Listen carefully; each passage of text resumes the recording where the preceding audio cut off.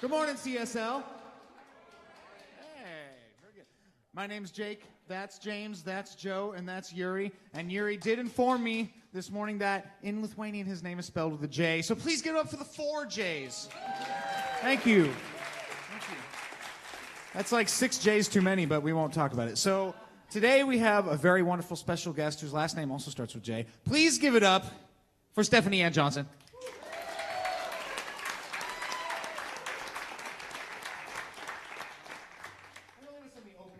So please sing along.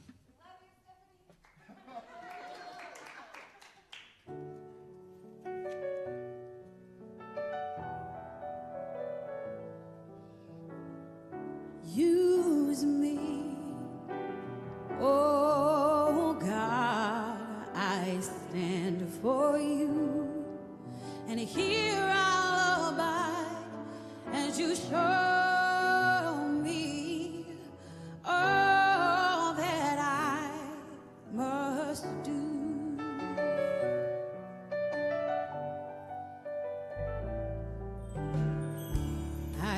To think that God was the sun. Well, God is the sun, but God's so much more than the earth or the stars or all of creation. God is creator, all and all, needing us to shine its light as me, as you, use me, oh God, I stand for you, and here I'll abide as you show.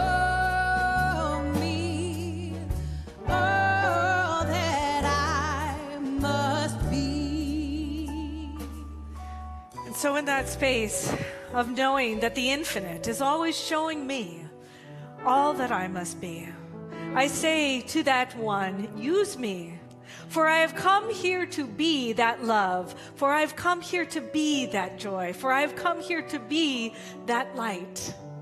And so awaken in me the light that transforms the darkness into an awakened presence. I recognize and know that I am here to be the light. I am here to be the sparkle. I'm here to be the glitter. I'm here to be the awakened one. And so knowing that that is my truth, I know that that is the truth of each and every person here. And so I see the sparkle in each person's eyes. I see and know that no matter what challenge or difficulty anybody is going through, the divine connection of I see you, I see you. And I am that light, seeing the light in you reflected back into the light in me. And so I know that we came here to be together at this point, at this time and space in life, that we chose to be here together.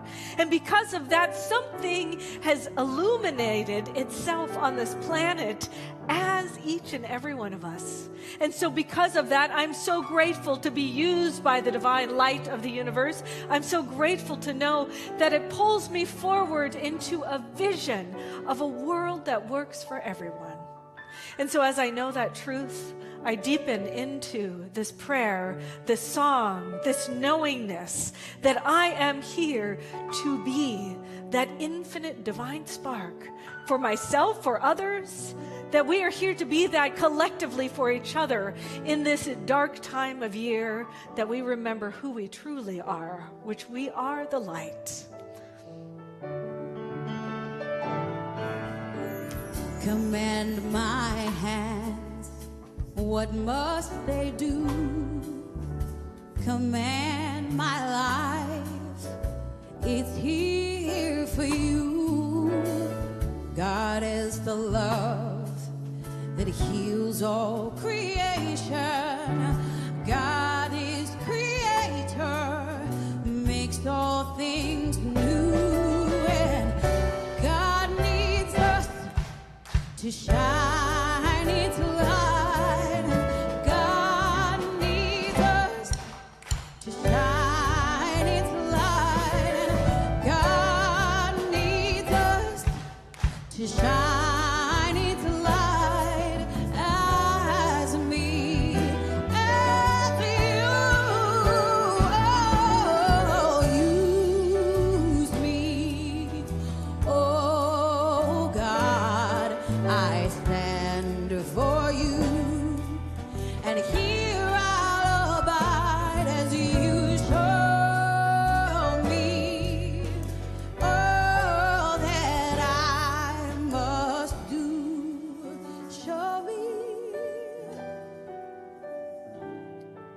And so I ask, show me,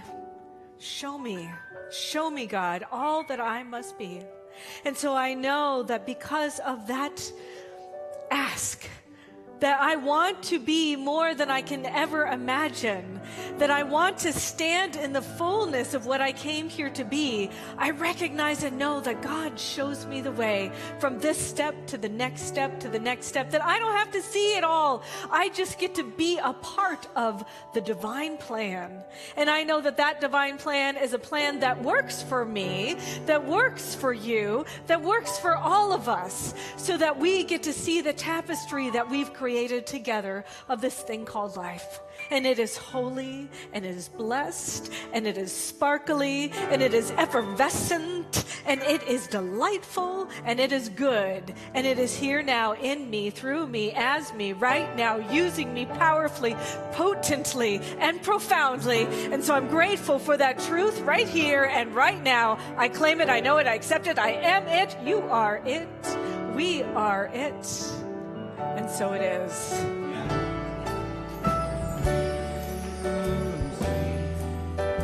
Oh God, I stand for you, and here I'll abide as you show me all that I must do. Show me all that I must do. Show me all that I must do.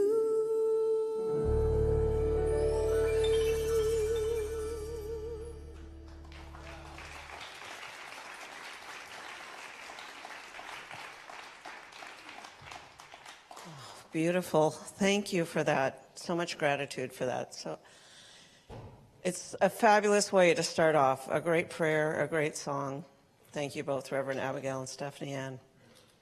So speaking of gratitude, by the way, I am Karen Cleveland. I'm a staff minister here at Center for Spiritual Living Seattle.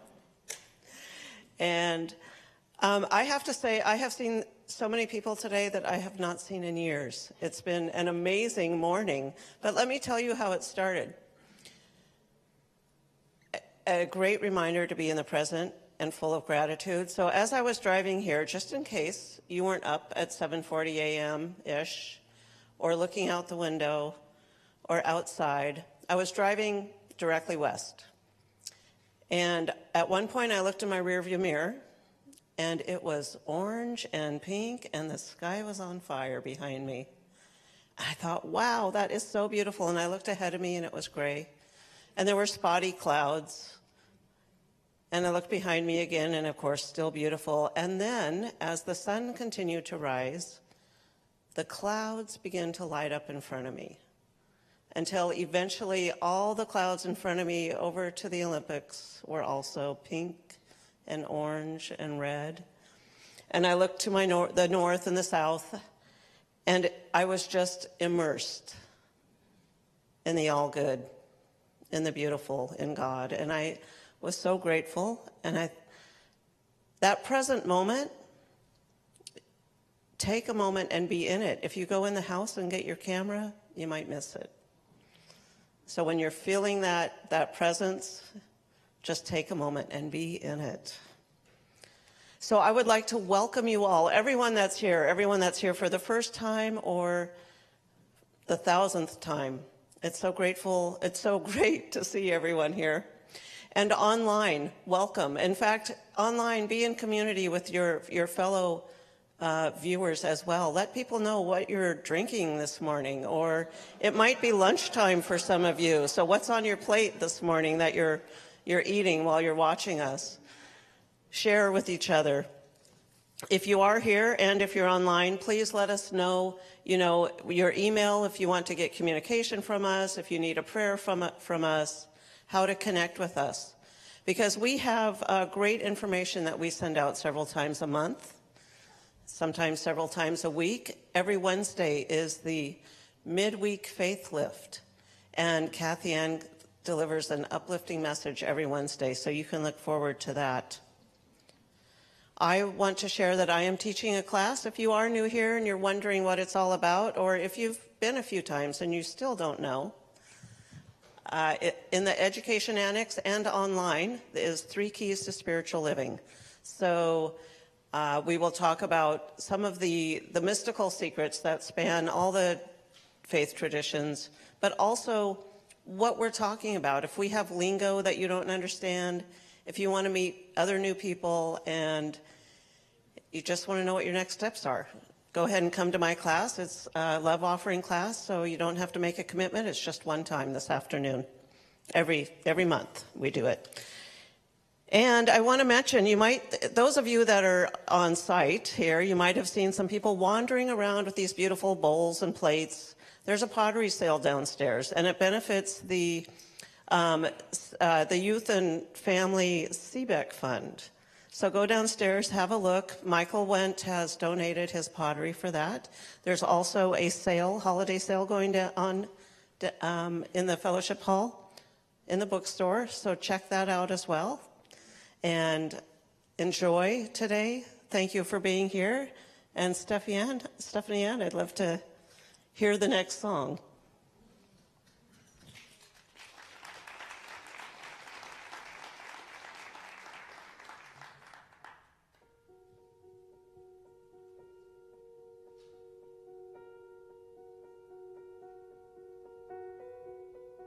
The world waits for a miracle. The heart longs for a bit of hope. Come down, Holy One. A child prays for peace on earth, just calling out from a sea of hurt. Oh, come, Holy One. And can you hear the angels sing? Glory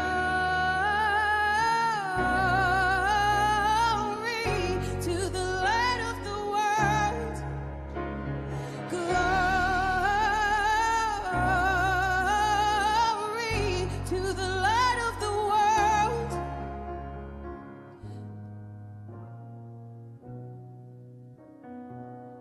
The drought breaks with the tears of a mother. A baby's cry is the sound of a love. Come down, Holy One. This is a song for the suffering. The Holy One, the source of my peace, has come, Holy One. Glory to the light of the world. Glory to the light of the world. Glory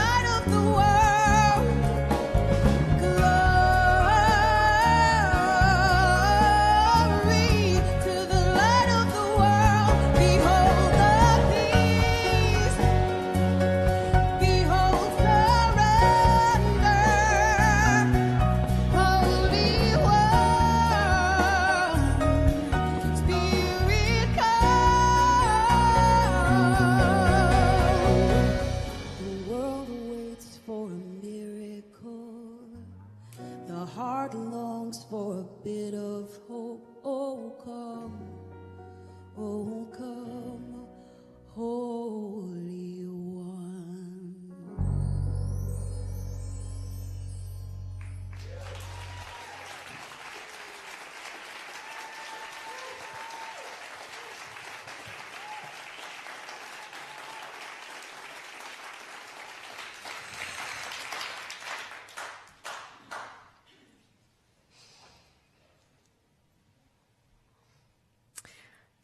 In a small village, there lived an oracle weaver.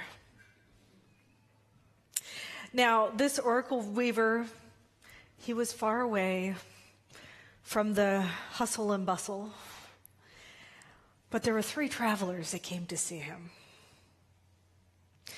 And the 3 travelers were seeking something from the oracle. And the oracle was one of the weavers that he wove the most intricate and beautiful tapestries. He was known across far and wide, and yet there was more to the tapestries. And so each of the 3 travelers came to this oracle one day, and they all came together, but they were all seeking something different. And the first one was looking at the everyday, and he was just tired of it. He was like, I'm tired of the mundane. I'm tired of the work, of going to work and washing the dishes and cleaning the toilets and doing the stuff. And the second person was tired. He was tired of looking for enlightenment. He wanted to have the enlightenment. He was seeking it. How do you get enlightened? And the last guy was in the pit of despair. He had had a really, really rough year. He had lost several people in his family. He had gone through health challenges.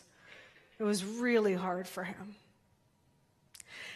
And so the oracle invited them into his house, and he started weaving on his loom. And he said, life is like this tapestry. It weaves together the mundane, the sacred, and the profane. And he said, look at this tapestry. He said, look at all these colors. All the different colors, that's the mundane. That's the everyday. That's the washing the dishes and cleaning the toilets and doing the daily tasks over and over again. And he said, but look at the golden threads. That's the sacred. And you see how they sparkle amongst the colors? And he said, those are the times of deep and abiding connection, of powerful love, of recognizing the holy. And he said, and see these dark threads? The dark threads, that's the profane. The times of hardship, the times of difficulty, the times of pain and sorrow. And he said, but look at them all together. If it weren't for these dark threads, the contrast wouldn't be illuminated so deeply. And he asked each of the travelers to touch the thread. And the first traveler, who was looking at the mundane, he said, touch the colored threads. So the guy touched the colored threads. And he heard these words. He heard the words, in each and every ordinary moment, discover the extraordinary. And then the guy who was looking for enlightenment, he touched the golden threads. And he heard the words, in challenges and joys alike, discover the divine presence that permeates all time at all places. And then the man who was feeling despair, he touched the dark threads. And he heard the words, in the depths of despair, there lies the seeds of renewal and transformation. And each one of the travelers left the village uplifted, inspired, noticing that the tapestry was whole and perfect and complete. And it wasn't just the thing that they were seeking, that all of them coming together made the beauty of the tapestry. I like this story because we're talking about the mundane, the sacred, and the profane today. In the first week, Kathy Ann talked about hope and cultivating hope in your daily life. And then last week, she talked about the promises of God. And that the promises, if you ask for what you want, if you believe it will happen, then it will happen. But you actually have to believe. And I'm going to say you actually have to ask too. But this week, I want you to realize that the most holy of holies is going on right now. And it's going on when you're cleaning the toilet. It's going on when Stephanie Ann is singing, and it's going on when we're doing data entry. It's all happening, and it's all part of the holy. But sometimes it's easy to forget. So the mundane, the everyday, which is the colors that are everywhere. I was going on a walk yesterday at St. Edward's Park. Well, not really a walk. I guess it's more of a hike if you've been there. And when I was embarking on this hike, I consciously chose to make it a spiritual practice, which means I brought my conscious attention and awareness with me on the hike. I wasn't just hiking to hike. I was hiking to be aware of the presence of the presence. And as I was hiking along, while all the trees had lost their leaves, there was so much green. And I mean all the colors of green. There was lime green and mint green and chartreuse, and there was dark forest green. And there was moss everywhere of all the different colors. And even the moss was growing moss, which I think was really cool. Like there's different types of moss sprouting out from the moss. And it was so beautiful.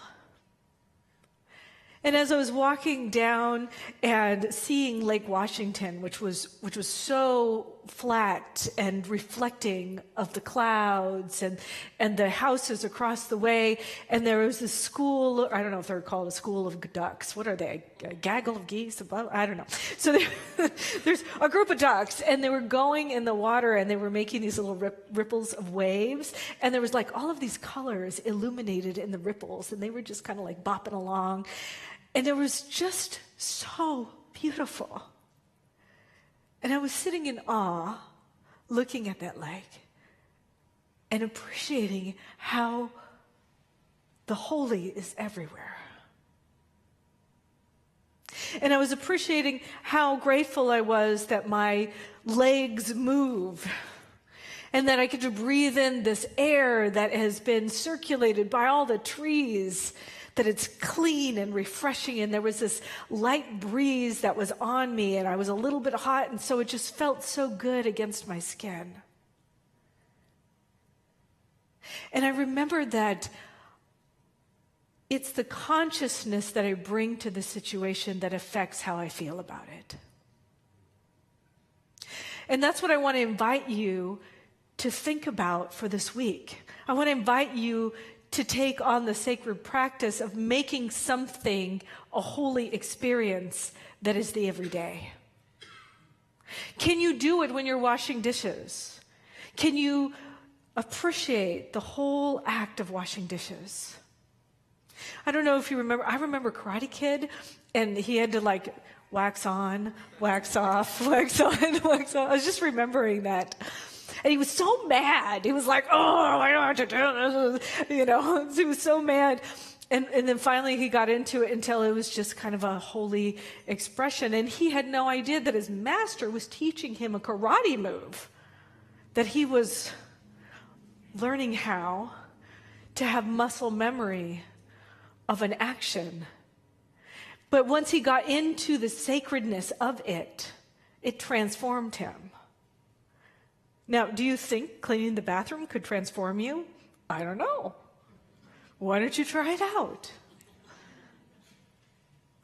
What else can be sacred? So many people are like, oh, I'm so busy. I don't have time for spiritual practice. I don't have time to do that. I'm like, well, what are you doing?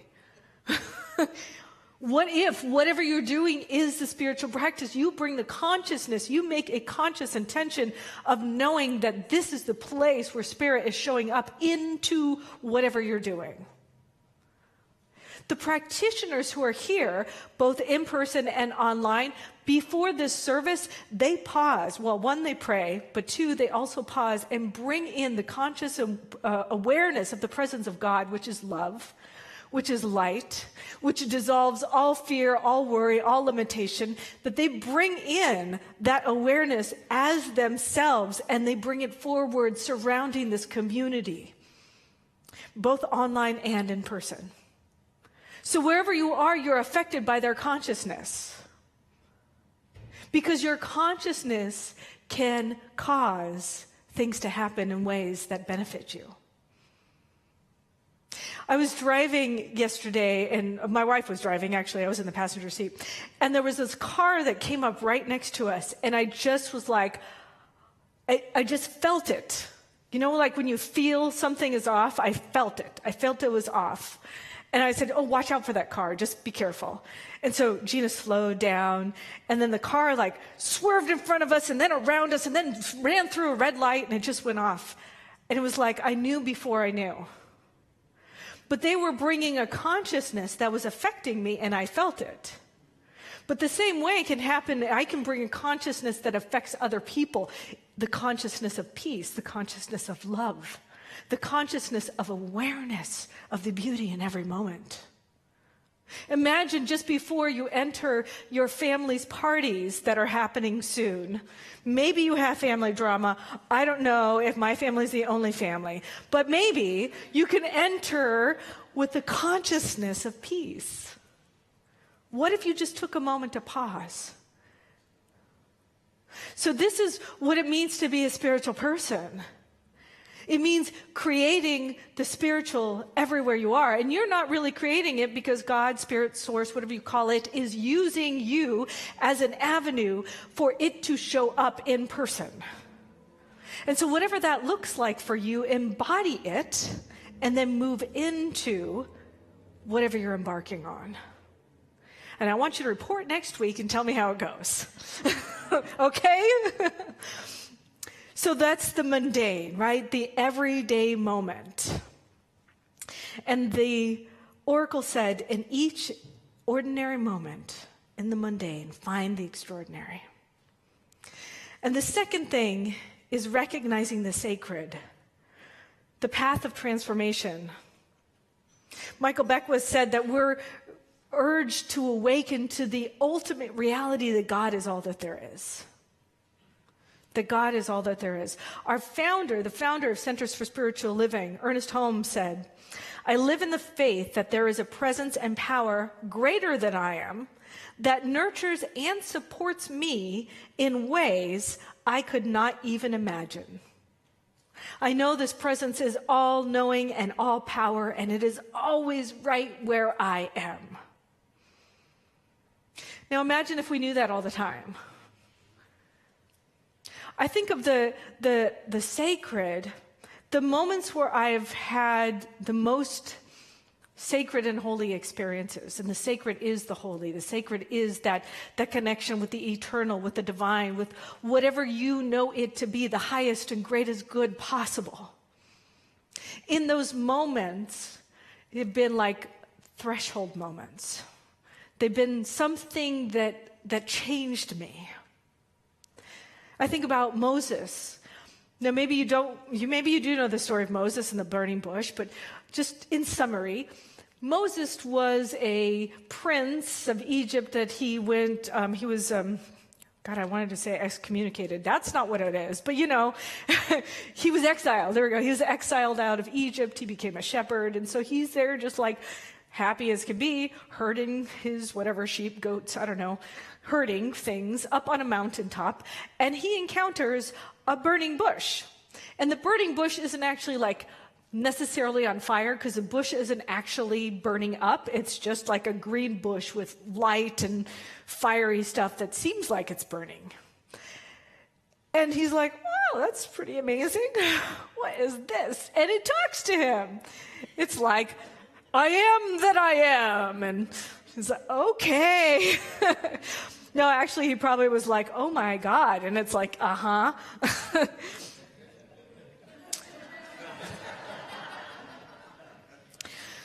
And God said, my name is I am. I am come. And it invited him, or sort of charged him, with this idea that he could be the one to lead the enslaved Israelites, they were enslaved in Egypt, into freedom. That he could do that. And he was like, yeah, no, I'm just a shepherd. What are you talking about?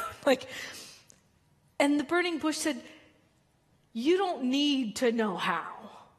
You don't need to know how. I'm here. I'm with you all the time.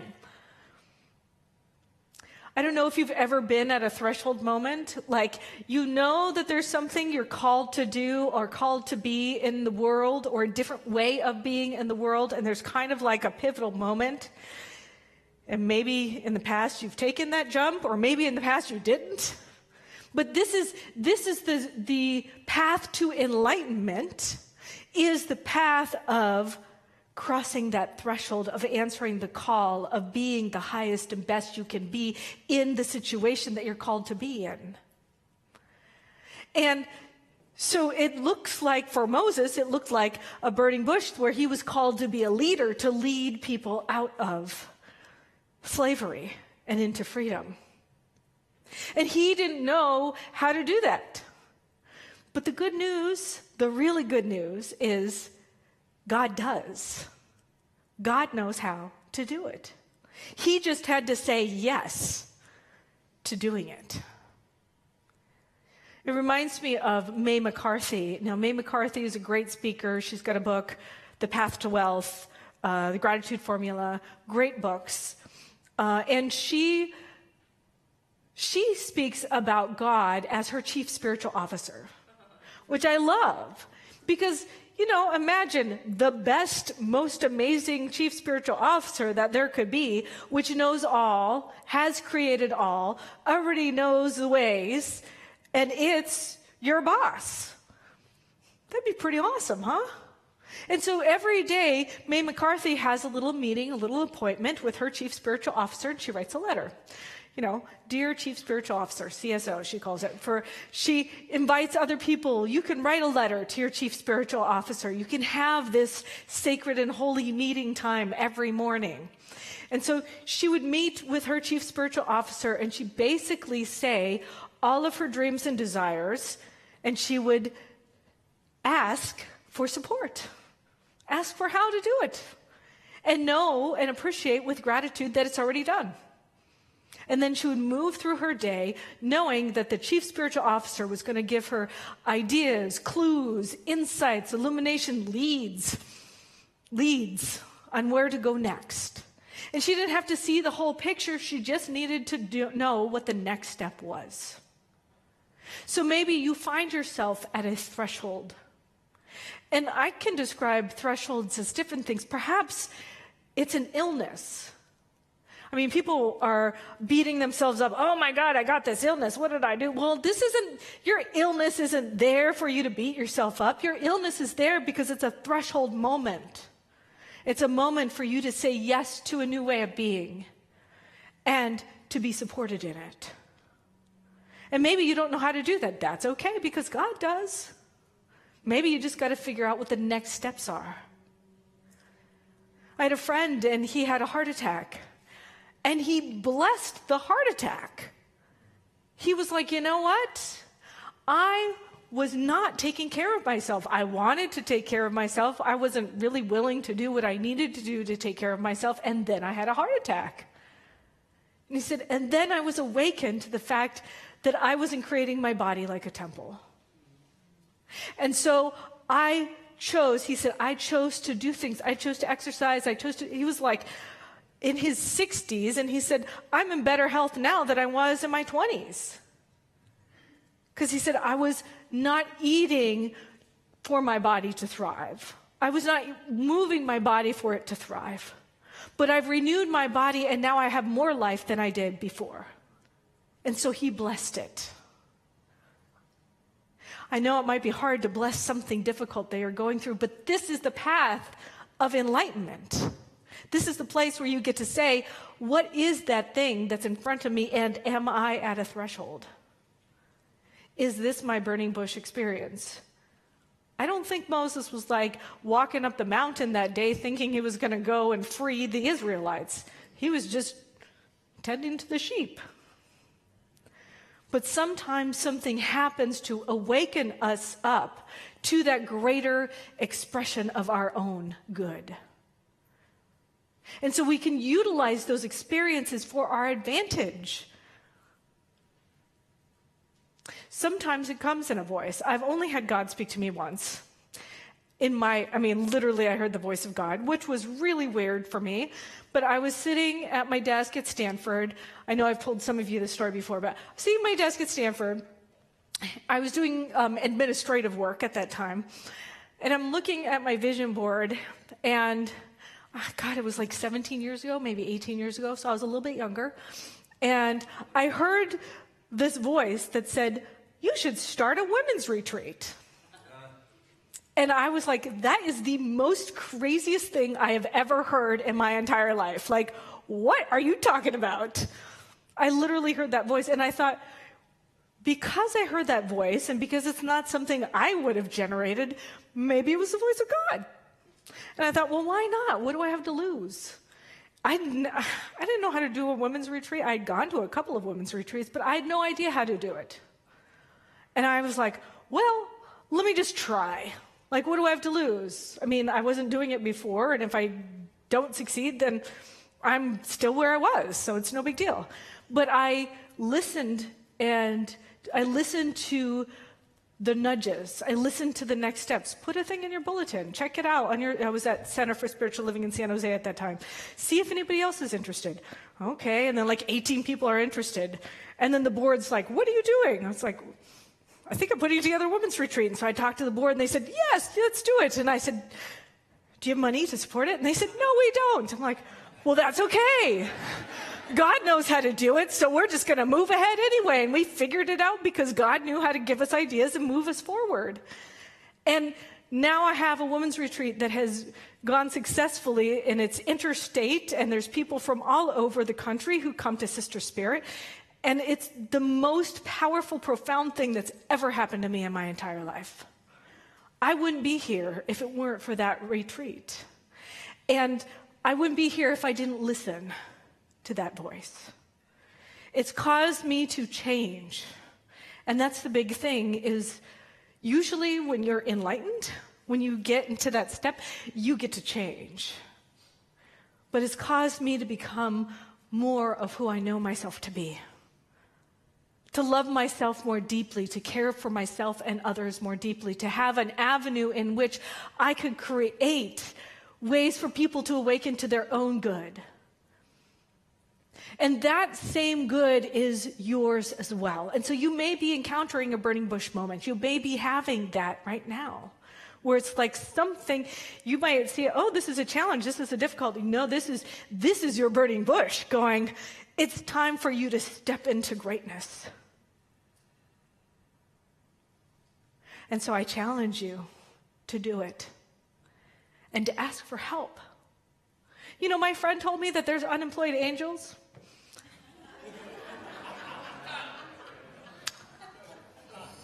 They are wanting you to ask for help.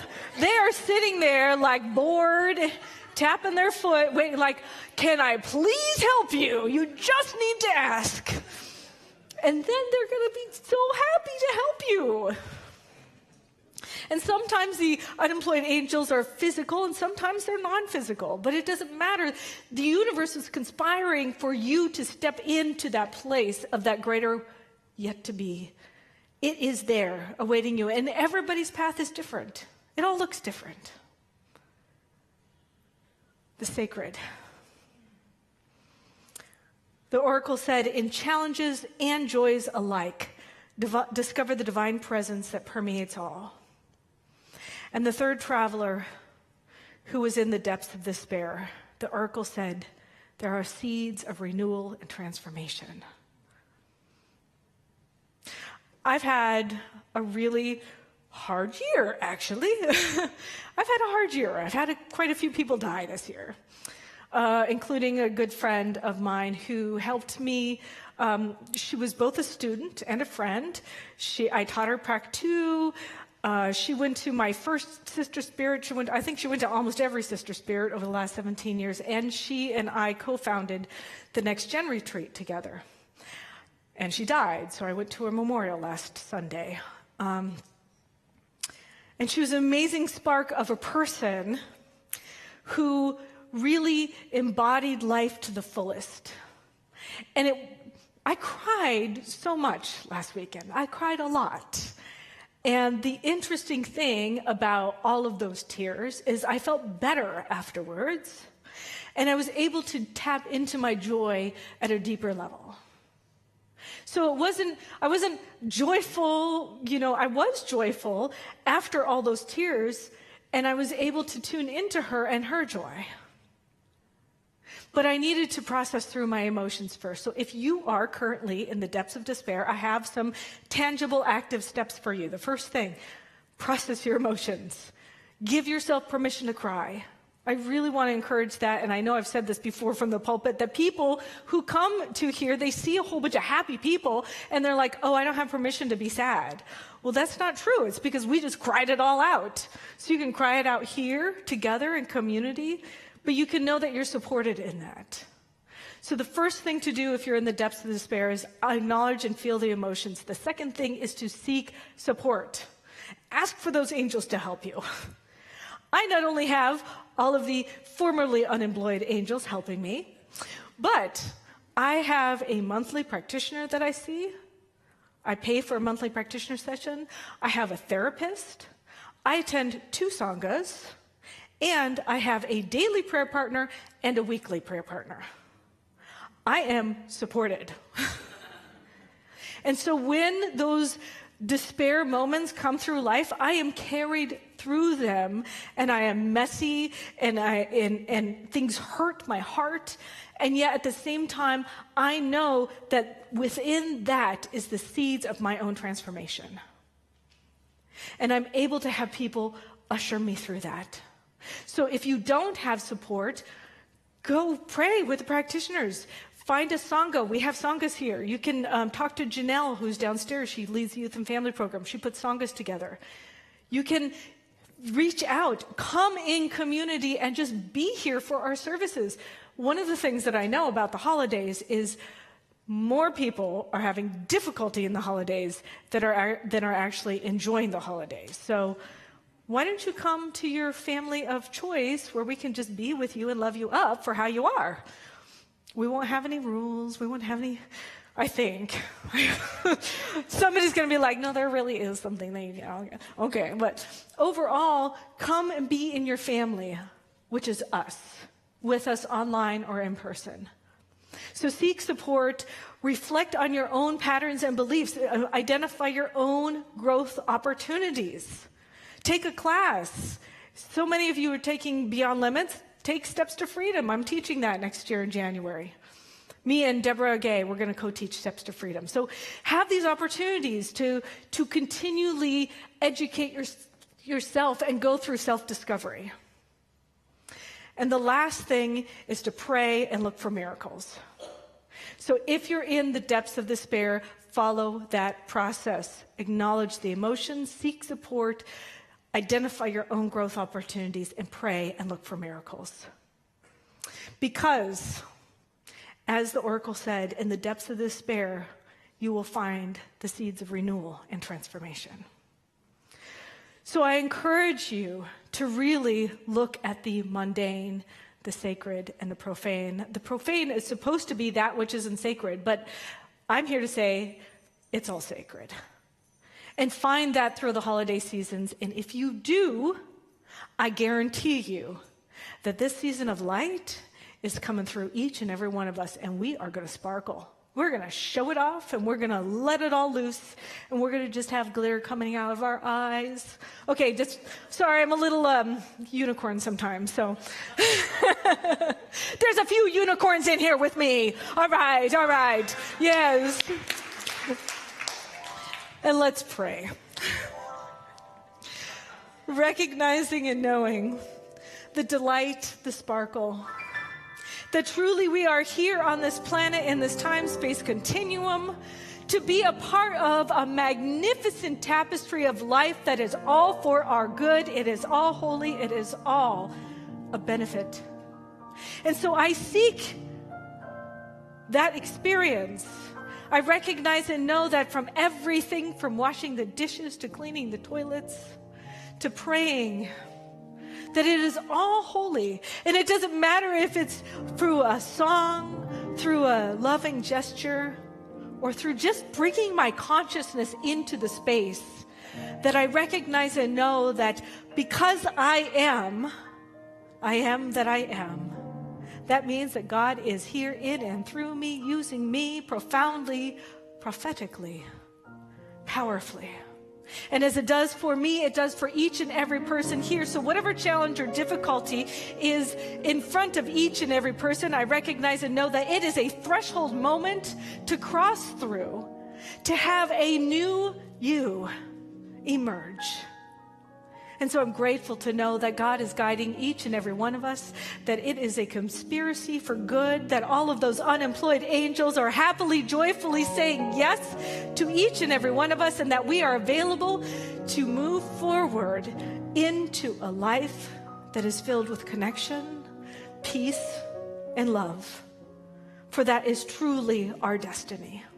And so as I claim that truth, I know it right here and right now. I surrender into it. I allow the infinite presence to guide me, direct me, sustain me, uplift me, and to know that it is good in this beautiful season. I claim miracles, and I love it, and I appreciate it. I am it, and I express it, and so it is.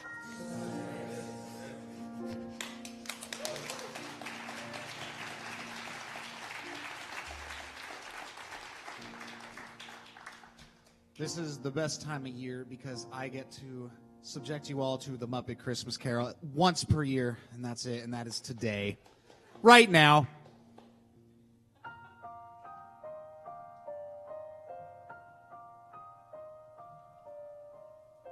Life is full of sweet surprises.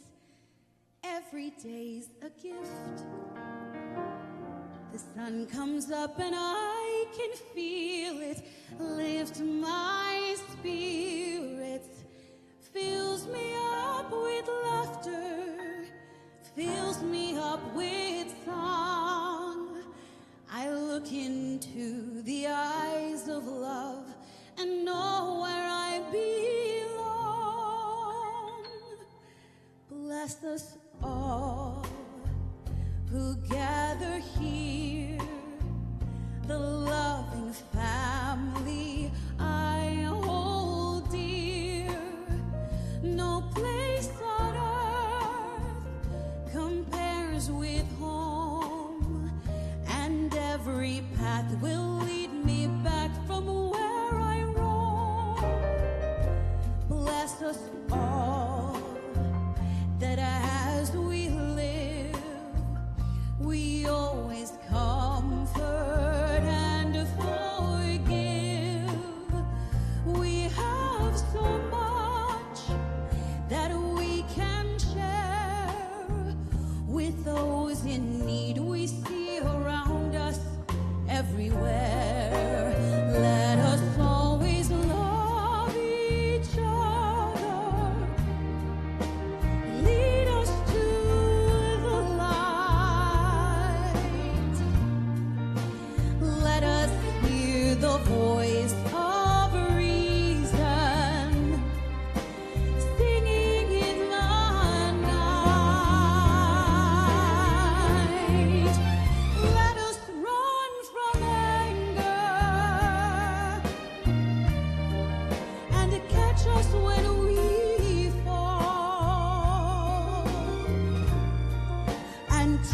us in our dreams. Oh, please, yes, please, bless us one and all. Bless us all with playful years, with noisy games and joyful tears. We reach for you and we stand tall, and in our prayers and dreams we ask you, bless us all. We reach for you and we stand tall, and in our prayers and dreams we ask you, bless us all.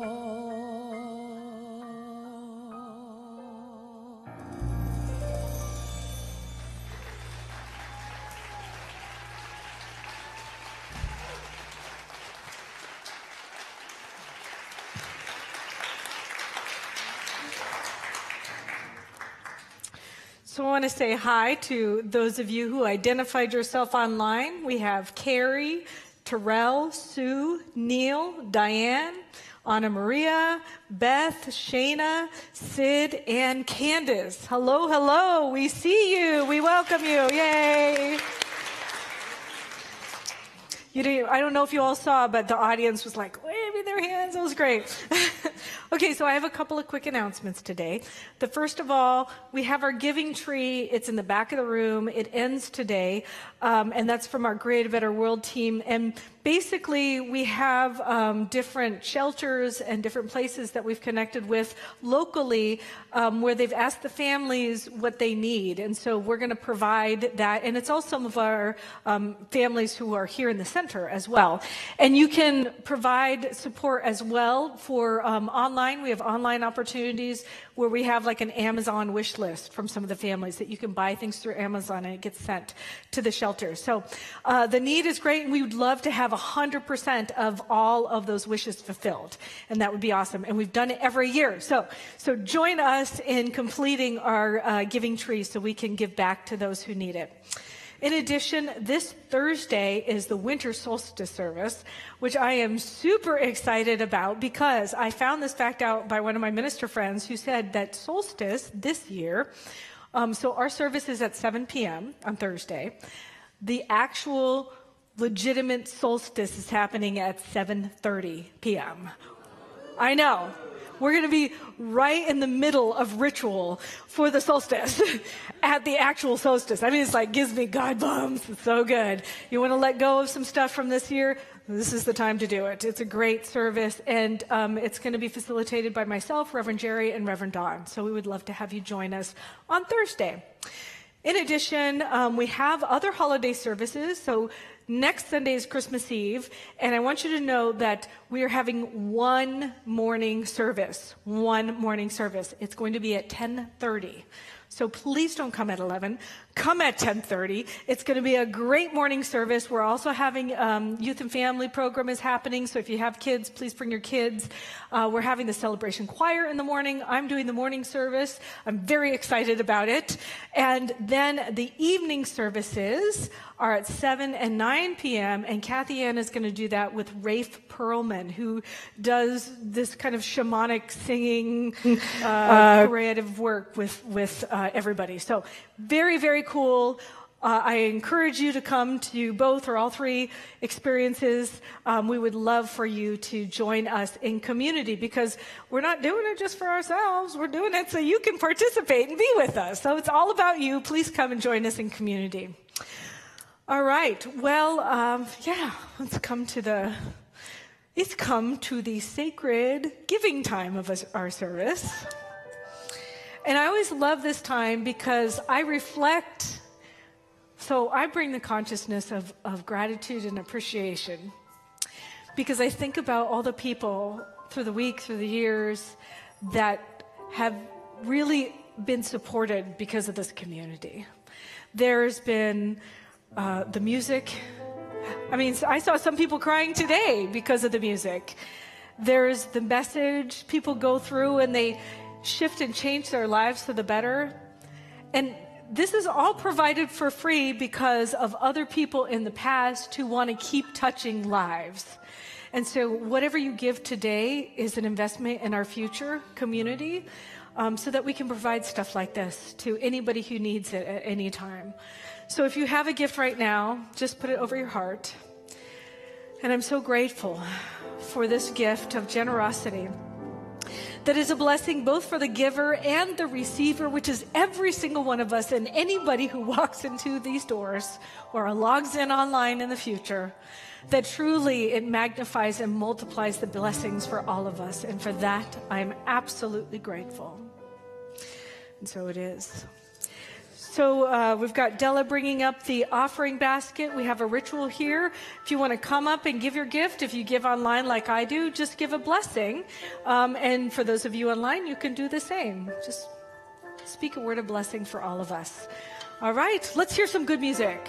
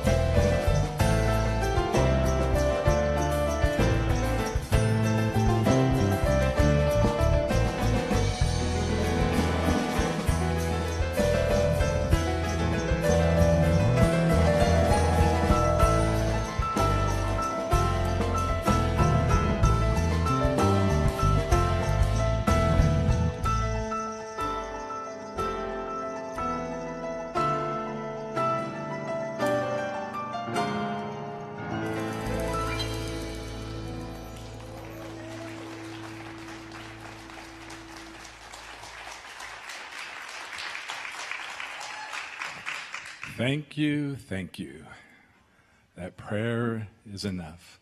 But to remind you, I have an invitation for you, direct from the presses, going on with what Reverend Abigail said, that at 12:30 in the White Room, Karen Jackson, the practitioner, will be holding a grief circle.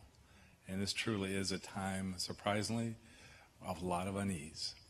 And I would invite you, for those of you watching online, the invitation would be to allow the uneasiness of your story to be held in the love and light of a practitioner. To let yourself, the gift you would give yourself is to have reflected back to you who you truly are. And for those here who need a dine and dash, and we have Gary, the gatekeeper of the Transformation Bank, you can put your deposit in there and practitioners will hold you, and you'll have the experience of being held sacredly. And for those who want more a circle experience, by the Christmas tree, Cynthia will be holding a prayer circle, a portal of transformation, where you are held in a sacred circle and knowing your divinity. And with that, I invite you to close your eyes and just feel your breath. Because your breath is mundane, it is sacred, and it is profane. It is the messenger for your human experience and the celebration of your divinity. And so it is. All right, everybody, it's time for the closing sing-along. Pretty sure y'all know what to do by now, so just pop up and let's sing this little light of mine, because December's the month of light, and we all have a little light to shine. So here we go. 1, 2, 1, 2, 3.